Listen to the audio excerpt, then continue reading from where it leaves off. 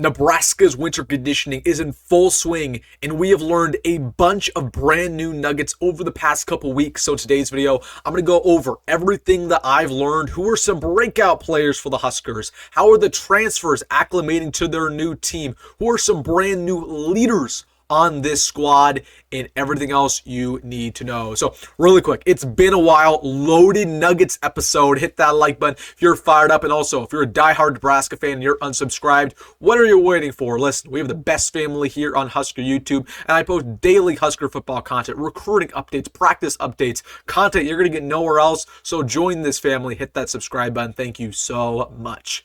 But without further ado, let's get into it. Talking about Nebraska's winter conditioning, how these players are performing, what's going on, and everything else you need to know about these Nuggets. So right off the bat, what is winter conditioning? What's going on within the football program? So right now, every single player on Nebraska is strength training and building up their speed, agility, endurance, and stamina. So really, they're not playing football. The coaches aren't involved. The coaches are off recruiting. We'll get into that as the video progresses. Right now, it's just the players coming in every day, putting the work in, eating right. Corey Campbell, our strength coach, is really putting in the work as well.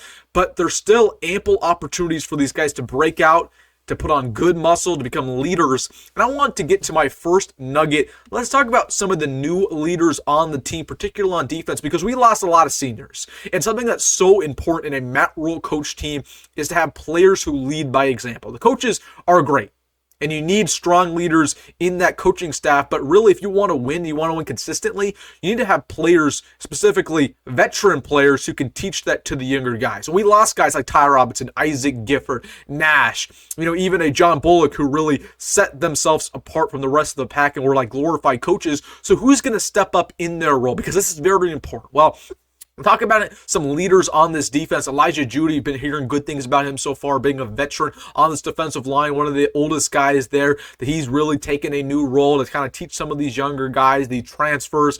I expect him to really be in the mix as maybe even a single-digit player for the Huskers. So Elijah Judy, that new leader, the new president of the defensive line, if you want to put it that way. The linebacker core, I'm looking out for Marquez Watson-Trent. Now, that's a guy who you talk to pretty much any Georgia Southern fan, and they say, he basically led that entire defense throughout his time there with the Eagles. I expect that to be the exact same way with Nebraska. Again, you lose John Bullock in that room, who was the glorified coach. So I'm watching out for Marquez Watson-Trent, but you also bring back Buda Wright, who's been a leader throughout his time with Nebraska as well. And then corner room, you pretty much bring back everybody in the secondary, or the veteran guys, meaning you bring back Marquez Buford, you bring back Sean Singleton. Those guys will continue to be leaders. Tommy Hill, you lose him, but he was really never a leader to begin with. That's a story for another day, but those are the leaders on defense. But I want to talk about Dylan Raiola and his leadership, because that's really going to be an important storyline over the past couple months. How can he continue to develop as a leader, not only with some of these wide receivers, but with this offensive line room, with the rest of the offense, with the whole team? How can they come to respect him? Because, I think Dylan did a good job when he got to Nebraska. Obviously he's a 5-star recruit, and a lot of 5-stars, they get to a new program and they think they're going to be, the guy from the get-go, and the respect already should be given to them. And I think Dylan, maybe he struggled with that a little bit, but for the most part, he came to Nebraska. He expected people to, that he'd have to earn the respect, and they weren't going to give it to him. And he comes to work every single day, and he puts in the effort. But he needs to continue to do that, especially with the brand new receiver room, with a lot of veteran guys here, like a Dane Key, like an Isaiah Hunter. Those guys have played with good quarterbacks before. He's going to continue to develop as a leader, and hopefully he's a single-digit guy for the Huskers. We don't have captains, but hopefully he can be one of those top 5 captains, right?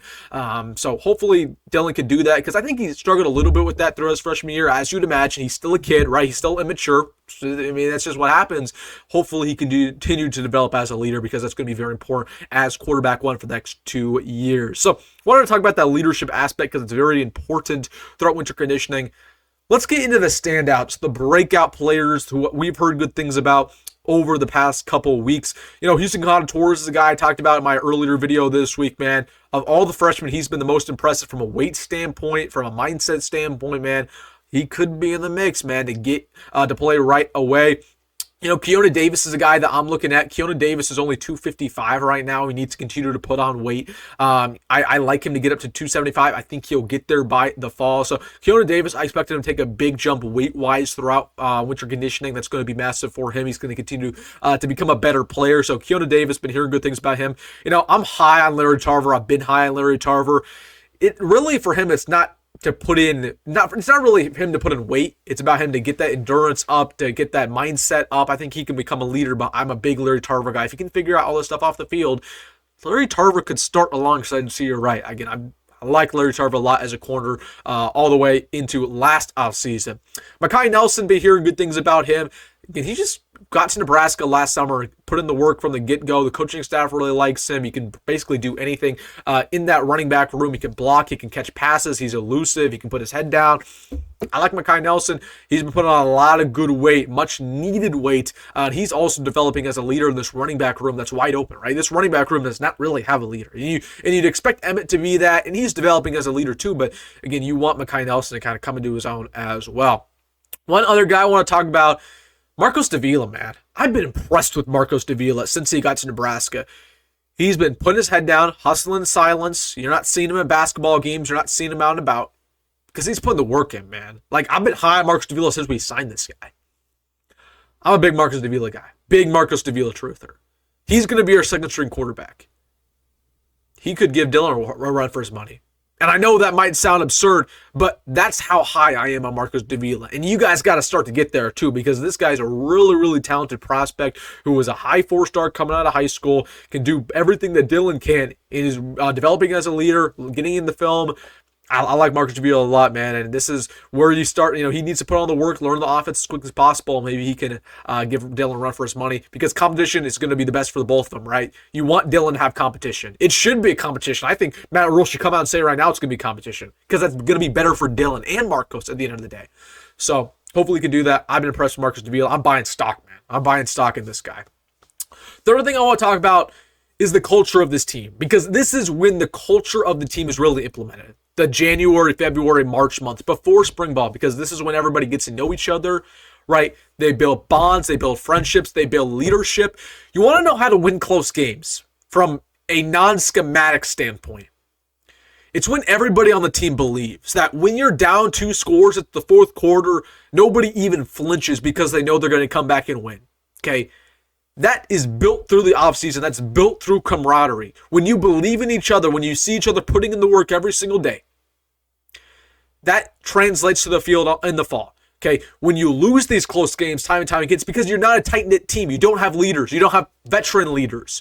You have guys who don't trust each other, who don't think each other are putting in the work. You have a coaching staff that doesn't hold people accountable. So the work that you do in January, February, and March reflects when you're playing Iowa in November, when you're playing Michigan in September, right? So we can't really gauge this right now because we're not in the practices. We're not watching this stuff. We're not watching people, put in the work in strength training.